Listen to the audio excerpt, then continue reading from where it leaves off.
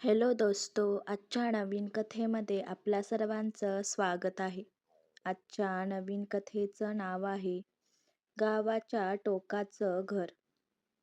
आजूबाजूला घनदाट जंगल, त्यातून वाहणारी छोटीशी ओढाधारा आणि त्या ओढ्याच्या पलीकडे एक पिवळसर झालेलं, चिरलेल्या लाकडी खिडक्यांनी भरलेलं, शांत आणि सावल्यांनी वेढलेलं घर. गावाच्या टोकाचं घर. गावकऱ्यांना त्या घराचं नाव घेतलं तरी अंगावर काटा यायचा. रात्री तिथून विचित्र आवाज ऐकू यायचे. कधी एखाद्या खिडकीचा मोठा खडाखडा, तर कधी पावलांचे आवाज. कधी मंद कुजबूज, तर कधी दरवाजावर कोणीतरी खरवडल्यासारखा आवाज. गावातील लहान मुलांना समज देताना म्हटलं जायचं, एक घराच्या टोकाला जाऊ नकोस, तिथं भूत आहे. पण खरी गोष्ट कोणालाच माहीत नव्हती. सार्थक हा गावातला 19 वर्षांचा चाणाक्ष मुलगा. त्याला नेहमीच असं वाटायचं की ज्या गोष्टी लोक अतिशयोक्ती करून सांगतात त्यामागं काहीतरी वेगळंच कारण असतं. एके दिवशी त्याने ठरवलं, भुताटकी घराचं रहस्य शोधून काढायचं. आजी म्हणाली, नको बाबा, धोक्याचं काम आहे. बरेच लोक तिथे गेले पण घाबरून परत आले. काहींना ताप आला, काहींना रात्री वाईट स्वप्न पडली. पण सार्थक ठाम होता. त्याला भीती नव्हती, त्याला जिज्ञासा होती. त्या रात्री आकाश दाट ढगांनी भरलं होतं. वादळाची चाहूल लागली होती. सार्थकने टॉर्च घेतली, फोन सायलेंटवर ठेवला आणि घराच्या टोकाच्या दिशेनं निघाला. जंगलात शिरताना त्याला वाऱ्याने झाडाच्या फांद्या हलताना ऐकू येत होत्या. पानांचा आवाज, दूरवरचा कुत्र्यांचा भुंकणारा स्वर, सगळं वातावरण भीतीदायक होतं.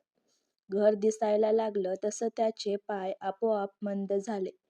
खिडकीमागून जणू एखादी सावली फिरताना त्याला दिसली. मन धडधडायला लागलं, पण तो मागे हटला नाही. घराचा दरवाजा अर्धवट उघडा होता. हलका आवाज करत सार्थकने तो ढकलला. आत अंधार. थोडं पाऊल टाकता जमिनीच्या लाकडी फळ्या कर कर असा आवाज करू लागल्या. भीतीने हात थरथरला, पण त्याने टॉर्च पुढे सरकवली. धूळ, जुनी फर्निचर, भिंतीवर पिवळट कागद, काहीच भुताटकी नव्हतं. तो पुढे जात असतानाच अचानक खटखट, वरच्या मजल्यावरून पावलांचा आवाज आला. सार्थक क्षणभर थिजला, पण आवाज पुन्हा आला, यावेळी स्पष्ट. सार्थक हळूच जिना चढून वर गेला. वर पोहोचताच त्याला एका खोलीतून मंद प्रकाश दिसला. खोलीत डोकावलं आणि तो थक्कच झाला. तिथे 4-5 वृद्ध माणसं बसलेली होती. त्यांच्या चेहऱ्यावर थकवा, पण डोळ्यात जिद्द. एकाला सार्थक दिसला आणि तो दचकला, पण त्यानं शांतपणे हळू आवाजात विचारलं, बेटा, तू कोण? कसा आलास इथे? सार्थकने हळू आवाजात सांगितलं की तो गावचा तरुण आहे आणि सत्य शोधत आला आहे. तेव्हा एका वृद्धाने लांब श्वास घेत सांगितलं, भुताटकी वगैरे काही नाही. आम्ही जुने स्वातंत्र्यसैनिक आहोत. काही दशकांपूर्वी इंग्रजांविरुद्ध केलेल्या आंदोलनाची महत्त्वाची कागदपत्र, पुरावे सगळं इथे लपवून ठेवलंय. आता काही भ्रष्ट लोक ती कागदपत्र बळकावून इतिहास विकृत करण्याचा प्रयत्न करत आहेत. म्हणून आम्ही हा ठाण मांडून बसलोय. सार्थकच्या अंगावर रोमांच उभे राहिले. इतिहास जपण्यासाठी हे वृद्ध आपलं आयुष्य धोक्यात घालत होते आणि गाव त्यांना भूत समजून घाबरत होतं. एका वृद्धाने ओल्या डोळ्यांनी सांगितलं, गावकरी घाबरतात म्हणून आम्ही रात्रीचं काम करतो. दिवसा बाहेर कुणी पाहिलं तर आमची ओळख उघड होईल. सार्थकला सगळं समजलं. त्याला अभिमान आणि करुणा एकत्र वाटू लागली. सार्थक त्यांच्या पायाशी बसला. तुम्ही काळजी करू नका. मी कोणाला काही सांगणार नाही. पण तुम्हाला हवं तर मी मदत करीन. वृद्धांच्या चेहऱ्यावर हसू उमटलं.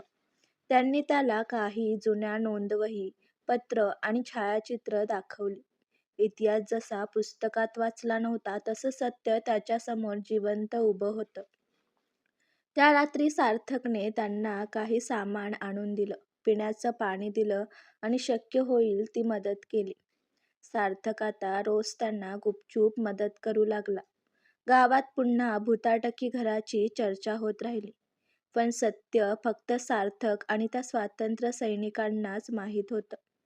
काही महिन्यांनी कागदपत्रांची सुरक्षित जागी व्यवस्था झाली. इतिहास वाचला गेला. स्वातंत्र्य सैनिक शेवटी शांतपणे गाव सोडून गेले आणि गावकऱ्यांना अजूनही त्या घरात भूतं असल्याची खात्री होती. पण सार्थकच्या मनात मात्र त्या वृद्धांच्या जिद्दीचा दिवा कायमचा पेटला होता. गावाच्या टोकाचं घर आता रिकामं होतं, पण त्यातल्या इतिहासाने सार्थकचं आयुष्य बदलून टाकलं होतं. आजची कथा आवडला असल्यास व्हिडिओला लाईक करा, चॅनलला सबस्क्राईब करा आणि कथा कशी वाटली हे कमेंटद्वारे जरूर कळवा. व्हिडिओ जास्तीत जास्त शेअर करा. धन्यवाद.